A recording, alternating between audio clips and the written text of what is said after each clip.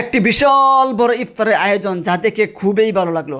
একদম শান্তশিষ্ট এবং শৃঙ্খলা বজায় রেখে প্রত্যেকেই এক একটা প্লেটে করে 4 জন করে বসতেছে একদম খোলা আকাশে নিচে ইফতার করার জন্য। সেটা কোথায় আসুন আপনাদেরকে বলছি। হ্যালো এভরিওয়ান, আজ বাইতুল মোকাররম ইফতারি করছি। তবে ইফতারের দৃশ্যটা অনেক সুন্দর, মনোমুগ্ধকর। জাস্ট সেটা আপনাদেরকে দেখানোর চেষ্টা করছি।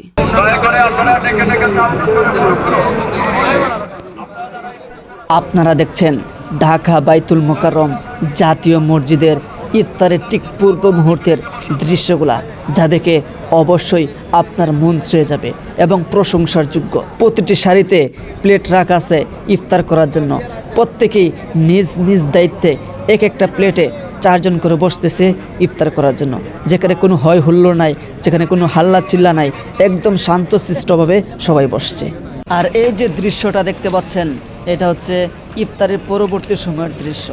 প্রত্যেকটা মানুষই তার নিজ নিজ দায়িত্বে প্লেটগুলো গুছাচ্ছেন, কেউ ময়লা আবর্জনা পরিষ্কার করছেন, কেউ প্লেটগুলোকে সুন্দর করে সাজিয়ে রাখছে। আলহামদুলিল্লাহ, অবশেষে ইফতার শেষ করলাম।